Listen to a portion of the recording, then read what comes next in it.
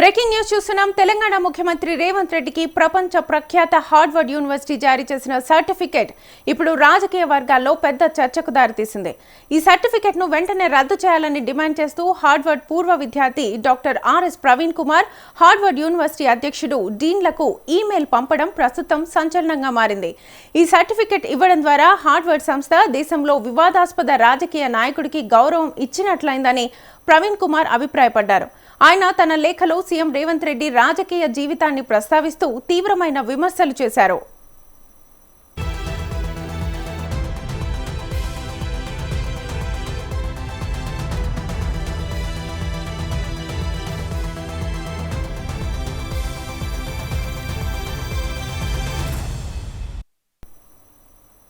దేశంలో ఏ ముఖ్యమంత్రి ఎదుర్కొనే విధంగా రేవంత్ రెడ్డి 89 క్రిమినల్ కేసులను ఎదుర్కొంటున్నారని, ఓటుకు నోటు కేసులో ఏసీబీకి రెడ్ హ్యాండెడ్ గా దొరికారని, దాదాపుగా 50 రోజులు జైల్లో గడిపారని ఆయన గుర్తు చేశారు. అంతేకాదు ముఖ్యమంత్రి అయ్యాక కూడా పలు వివాదాలు, ఆరోపణలు, కుంభకోణాల నడుమ పాలన కొనసాగిస్తున్నారని ఆరోపించారు.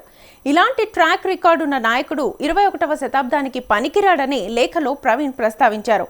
ప్రతిపక్ష నేతలపై అభ్యంతరకరమైన భాషను ఉపయోగిస్తూ ప్రజలపై ప్రతీకారం తీర్చుకుంటున్న వ్యక్తికి హార్వర్డ్ లాంటి విశ్వవిద్యాలయం సర్టిఫికెట్ ఇవ్వడం ఏ సందేశాన్ని ఇస్తుందని ఆయన ప్రశ్నించారు. ఈ విషయాన్ని ప్రజల ముందుకు తీసుకొచ్చేందుకు తాను హార్వర్డ్ కు పంపిన ఈమెయిల్ సారాంశాన్ని ప్రవీణ్ కుమార్ మీడియాకు విడుదల చేశారు. ఈ వ్యవహారం ప్రస్తుతం కొత్త దుమారాన్ని రేపుతోంది.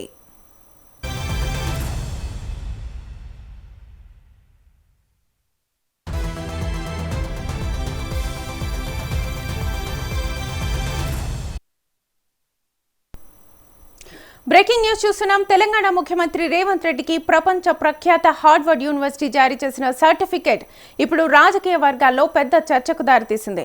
ఈ సర్టిఫికేట్ ను వెంటనే రద్దు చేయాలని డిమాండ్ చేస్తూ హార్వర్డ్ పూర్వ విద్యార్థి doctor RS Praveen Kumar Harvard university అధ్యక్షుడు డీన్లకు ఈమెయిల్ పంపడం ప్రస్తుతం సంచలనంగా మారింది.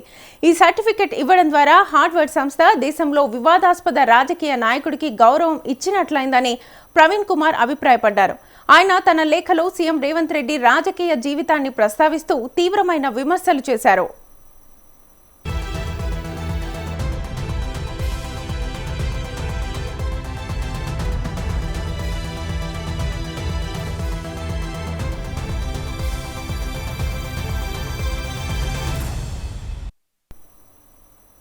దేశంలో ఏ ముఖ్యమంత్రి ఎదుర్కొనే విధంగా రేవంత్ రెడ్డి 89 క్రిమినల్ కేసులను ఎదుర్కొంటున్నారని, ఓటుకు నోటు కేసులో ఏసీబీకి రెడ్ హ్యాండెడ్ గా దొరికారని, దాదాపుగా 50 రోజులు జైల్లో గడిపారని ఆయన గుర్తు చేశారు. అంతేకాదు ముఖ్యమంత్రి అయ్యాక కూడా పలు వివాదాలు, ఆరోపణలు, కుంభకోణాల నడుమ పాలన కొనసాగిస్తున్నారని ఆరోపించారు.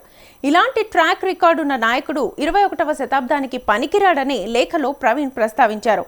ప్రతిపక్ష నేతలపై అభ్యంతరకరమైన భాషను ఉపయోగిస్తూ ప్రజలపై ప్రతీకారం తీర్చుకుంటున్న వ్యక్తికి హార్వర్డ్ లాంటి విశ్వవిద్యాలయం సర్టిఫికెట్ ఇవ్వడం ఏ సందేశాన్ని ఇస్తుందని ఆయన ప్రశ్నించారు.